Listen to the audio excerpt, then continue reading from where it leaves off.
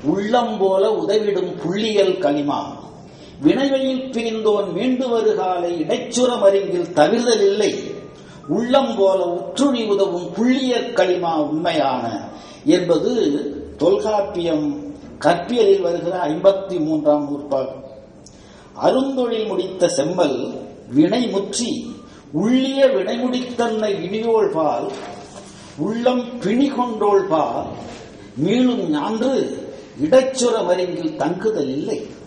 அவன் உள்ளம் போல உதவிடும் புள்ளியல் களிமா அவனிடம் இருத்தலான் என்றவாறு வான்வழங்கு இயற்கை வழிபூட்டினையோ மானுருவாக நின் மனம் பூட்டினையோ என்னும் நெடுந்தொகையில் காணுமா போலே விரைவிற்கு காற்றையும் மனத்தையும் ஓமமாக கூறுவது பண்டையோர் கொண்ட பழக்கமாகும். இதனை வாயுவேகம் மனோவேகம் என்று வடமொழியாளர் வழங்குவர். எண்ணத் தொலையா சேட்புலத்தை எண்ணிய கணத்தே அடையவல்லது மனம் என்பது மனம் என்னும் நுண்பொறியேயாகும்.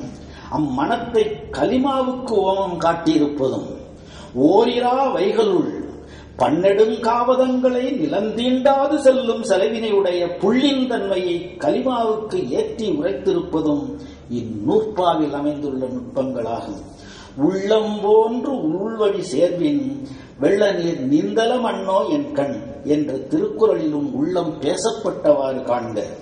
வேம்பும் கடுவும் போல் வேம்பும் கடுவும் விரும்பவும் கூடும் வாயுரை வாட்டே வயங்க நாடின் வேம்பும் கடுவும் போல் வெஞ்சொல் தாங்குதலின்றி வழிநனி பயக்கும் என என்பது வாயுரை வாழ்த்துக்கு தொல்காப்பியர் தந்த நூற்பா. வாயுரை என்பது வாயால் கொடுக்க பெறும் மருந்து என்று, அதாவது அறிவுரை.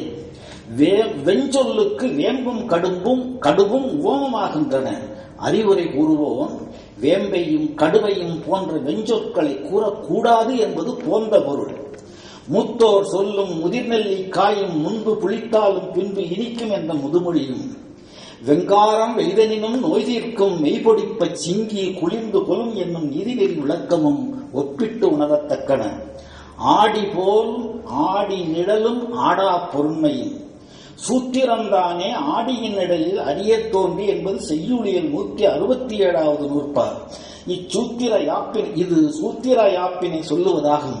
ஒரு சூத்திரமாவது அதனை ஆத்த புலவனின் கருத்து அவன் கருதியாங்கே அமையும் பான்மையில் கையும் காலும் தூக்கி காட்டும் ஆடியாய் தன்னிடம் வைக்கப்பெற்ற பொருளை ஒன்றுக்கு 10 உருப்பெருக்கு காட்டிடும் உருப்பெருக்கு ஆடியாய் தான் சிறியதாயினும் அகன்றுபட்ட பொருள் அனைத்தையும் அடக்கி காட்டும் ஆடியாய் தொலைவில் நின்றிடும் பொருளையெல்லாம் அணுக காட்டிடும் தொலைநோக்காடியாய் மிகப்பெரிய பொருளையெல்லாம் உள்வாங்கிக் கொண்டு தெளிவுறக் காட்டும் ஆடியாய் உள்ளே இருப்பதை வெளியே காட்டும் சமதள ஆடியாய் அமைந்திடல் வேண்டும் என்பதை விளக்க பொதுவாக ஆடி என்பது உவமிக்கப்பெற்றுள்ளது.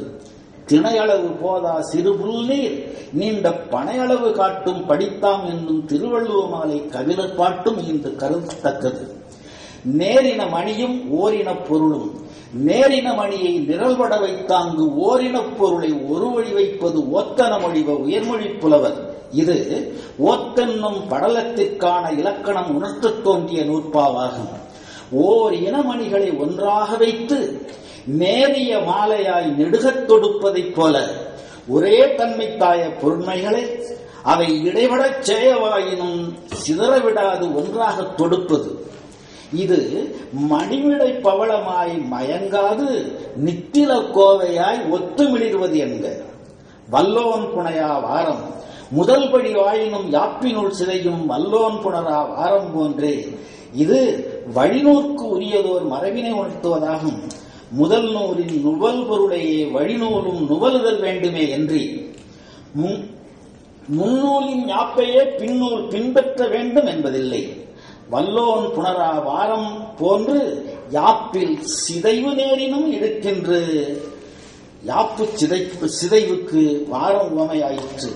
இன்ன வகையான தொல்காப்பிய கூறும் ஓமங்களை உற்று நோக்கினால் அவர்க்கு பொறியியல், நீரியல், உயிரியல், புராண இதிகாச புரிதல், குடும்ப உறவுமுறை, உளவியல், மருந்தியல், அறிவியல், அழகியல், இசை போன்றவற்றில் இருந்த ஈடுபாட்டினை அங்கை நெல்லிக்கனியென உணரலாம்.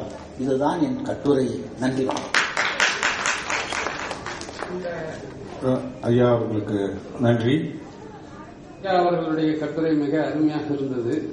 ஆனால் வளரும் தலைமுறைக்கு நீங்கள் சொல்லிய அந்த நடை புரியுமா என்பதே தெரியவில்லை. இங்க 2-3 பேர் இருந்தாங்க, அவங்களுக்கு புரியல, பொழுது எழுத போயிட்டாங்க. இல்லை அப்படி இல்லை. அடிப்படையில் நடை வந்து ஒழுங்கான நடை, நல்ல நடை. ஆனா இப்போ இருக்கிற சமுதாயத்துக்கு புரிகின்ற நடை இல்லை. அதுக்காக வந்து நடையை மாற்றி சொல்ல வேண்டிய கருத்தை வந்து அமர்வுக்கு, கட்டுரைக்கு, கருத்தரங்குக்கு ஒரு நடை இருக்கிறது. அந்த நடையைத்தான் கட்டுரையாளர் பயன்படுத்தி இருக்கிறார். அது புரிதல் என்பது அதாவது அவர்களுடைய சூழலை பொறுத்தது. இப்ப எண்ணுதலிற்றோ எனின் உணர்த்துதல் முதலில் நீங்கள் கட்டுரையினுடைய நடையை வந்து நம்ம வந்து பண்ண முடியாது. ஏன்னா கருத்தரங்குக்கே உள்ள நடை கற்ற புலவர்களுக்கே புரிகின்ற அந்த நடை, அது மற்றவர்களுக்கு புரியாத அது அடிப்படையில் சிறப்பாக நான் என்றால் ஒலியியல் பாட ஆசிரியர் என்ற அடிப்படையில் அந்த அவருடைய உச்சரிப்பும் அவருடைய நடையும் அவர் சொற்களை நிச்சயமாக பாராட்ட நான் இறுதியாக பாராட்ட வேண்டும் என்று இருந்தேன். மிக அருமையான புரிவதற்காக பார்வையாளர்களுடைய ஒவ்வொரு புரிதல் தன்மையும் ஒவ்வொரு 100 விதங்களாக இருக்கும். அதற்கேற்றபடி ஒரு கட்டுரையாளன் அவர்களுக்கு ஏற்றபடி போக முடியாது. உங்கள் செவிகளை தாருங்கள். உங்களுடைய புரிதல் தன்மையை அவர் புரிந்து கொண்டு கட்டுரையை செய்தியை சொல்ல வேண்டும் என்றால் அவரை தனியாக சந்தித்து தனி வகுப்பு தான் அவர் எடுக்க வேண்டும். ஒரே நான் எடுத்துக்கொண்ட கருப்பொருள் தொல்காப்பியத்தை பற்றியது. தொல்காப்பிய பெருமானுடைய கருத்துக்களை விளக்கும் போது நான் எனக்கென்று ஒரு நடையை வைத்துக் கொள்ள வேண்டும். திருக்குறள் 5ஆம் வகுப்பு பாட புத்தகத்திலும் இருக்கிறது, 10ஆம் வகுப்பு பாட புத்தகத்திலும் இருக்கிறது, 12ஆம் வகுப்பு பாட புத்தகத்திலும் இருக்கிறது, இளங்கலை வகுப்பு பாட புத்தகத்திலும் இருக்கிறது, முதுகலை வகுப்பு பாட புத்தகத்திலும் இருக்கிறது. அந்த பாடங்கள் படிப்பவர்க்கு அந்த திருக்குறளை எப்படி விளக்க வேண்டும் என்று அந்த பாட ஆசிரியன் கருதுகிறானோ அவர்கள் வாங்கிக் கொள்ளும் திறத்தை நோக்கி தருவது. ஆண்டோர்கள் கூடிய அவையாகலாம். இவற்றை நான் அருந்தமிழில், செவ்விய தமிழில், தீந்தமிழில், இது செம்மொழி மாநாடு. எனக்கு தனிப்பட்ட ஒரு கருத்து, எல்லா சான்றோர்களும் செம்மொழி என்று சொல்ல வேண்டும் என்று சொல்லிக் கொண்டிருக்கிறார்கள்.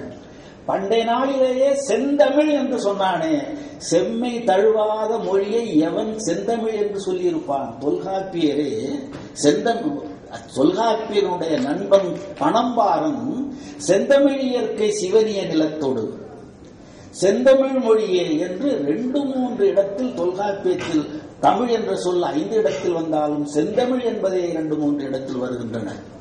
அப்படி எடுத்துக்கொண்ட கருப்பொருளின் கணத்திற்கு தகுந்தார் போல உரை கூறப்பட வேண்டுமே தவிர சாதாரண புதுக்கவிஞனை போல மற்ற கட்டுரை சம்பந்தமான என் காலம் கடந்து கொண்டிருக்கிறது. கட்டுரை சம்பந்தமான வினாக்கள் இருந்தால், ஐயங்கள் இருந்தால் சொல்லலாம். 2 வினாக்கள் மட்டும்.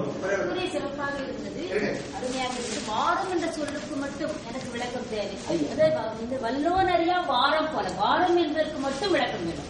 வாரம் என்றால் பின்பாட்டு. அடுத்த வினாக்கள் மிகவும் சிறப்பாக. அமர்வின் தலைவர் என்ற முறையில் ஐயா அவர்களை மீண்டும் ஒருவரை பாராட்டி நன்றி. அடுத்ததாக